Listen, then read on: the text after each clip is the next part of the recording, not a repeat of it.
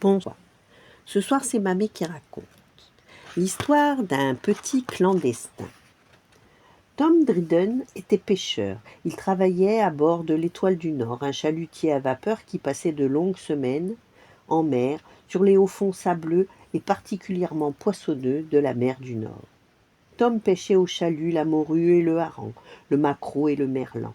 La famille de Tom vivait dans l'attente de ses retours, et si par chance la pêche avait été bonne, Tom pouvait leur acheter de la nourriture et même parfois de nouveaux vêtements. Mais chaque nouveau départ emplissait la famille de tristesse. John Robert, le plus jeune des enfants, adorait son père. Il était fasciné par l'Étoile du Nord. Il rêvait de s'y embarquer. Un jour d'octobre, John Robert accompagna son père jusqu'au port. Et pendant que Tom glissait son baluchon sous sa couette, son fils franchit subrepticement la passerelle. Il profita de l'agitation du départ pour se faufiler dans la cale, et il alla se cacher derrière la réserve de charbon. Un cri s'éleva. « Larguez les amarres, larguez !» Le cœur de John Robert battait à tout rompre. Il écouta le fouettement de l'hélice qui se mettait bientôt au halètement du chalutier en partance pour les eaux grises de la mer du Nord. Les pêcheurs avalèrent leur dîner et chacun gagna sa couchette. L'équipage dormait, à l'exception du capitaine et du timonier qui surveillaient la route. La réserve était sombre et lugubre, le bateau tanguait et John Robert commençait à se sentir malade. Il avait l'estomac au bord des lèvres, mais la fatigue finit par le gagner et il s'endormit. Le lendemain, John allait beaucoup mieux, mais il était transi de froid. Il n'osait pas bouger, il redoutait la réaction de son père. Tout à coup, une délicieuse odeur de poisson frit et de pudding vint lui chatouiller les narines. Il se souvint qu'il n'avait pas mangé depuis la veille, et la faim se mit à lui tirailler le ventre. La journée passa tant bien que mal, et l'enfant somnolait lorsque, tard dans la nuit, un étrange grattement le fit sursauter.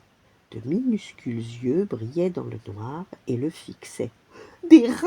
voulut-il hurler, mais les mots restèrent figés dans sa gorge, et il s'évanouit. Le lendemain matin, le cuisinier descendit dans la cale pour remplir son seau de charbon.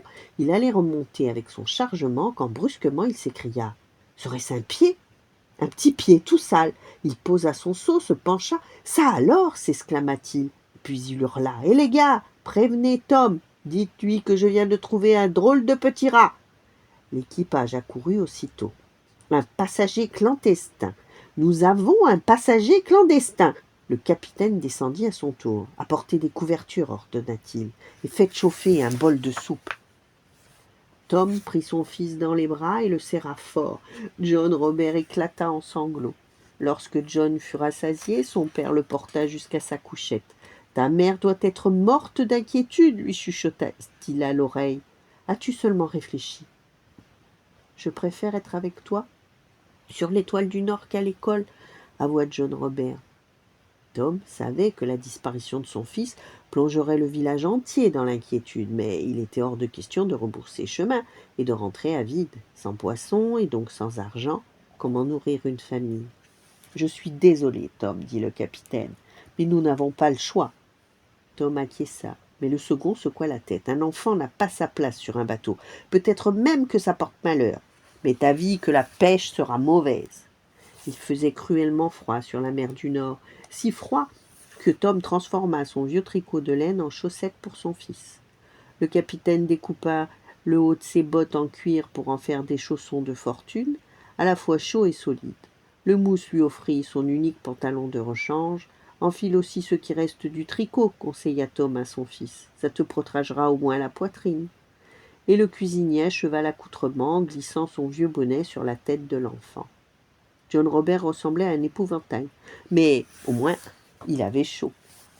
Ce soir-là, tandis que le froid et le silence de la nuit enveloppaient le chalutier, ils continuèrent à pêcher. Tout en pêchant, ils chantaient. Au petit matin, quand les hommes ramenèrent le chalut, ils n'en crurent pas leurs yeux. Des centaines de poissons frétillaient sur le pont. John Robert sautait de joie. Une corbeille pour la morue, une corbeille pour le hareng, une corbeille pour le maquereau, une corbeille pour le merlan. Les hommes triaient et John Robert les aidait. « Attention !» s'écria Tom. Un poisson-chat aux dents menaçantes s'agitait aux pieds de John Robert. Le capitaine l'attrapa par la queue et le jeta dans la plus grosse corbeille. C'était la plus belle pêche de toute leur vie. Tu nous as porté chance, John Robert, dit le capitaine. Nous pouvons rentrer maintenant. John Robert fut officiellement promu mascotte de l'Étoile du Nord. Il n'avait jamais été aussi heureux. L'Étoile du Nord accosta au milieu de la nuit. Tom rentra chez lui avec John Robert juché sur ses épaules. Le jour se levait quand il frappa à la porte de sa maison. « Ouvre-nous, maman !» cria-t-il. « Regarde le beau poisson que je te ramène. » La mère de John Robert écarta les rideaux de la chambre. Lorsqu'elle vit son fils, elle ouvrit précipitamment la fenêtre et tendit les bras. Des larmes de bonheur glissaient le long de ses joues, tandis qu'elle serrait John Robert contre son cœur. Tom Dryden attendait sur le pas de la porte, mais la maman de John Robert était si heureuse de retrouver son fils qu'elle en oubliait son mari. Tom tambourina contre la porte et s'écria « Il m'a suivi, je ne l'ai pas enlevé !» Enfin, la famille était de nouveau réunie, tout le monde riait et pleurait de joie. « Entre, bienvenue à la maison. » Voilà, bonne nuit, faites de beaux rêves et à demain.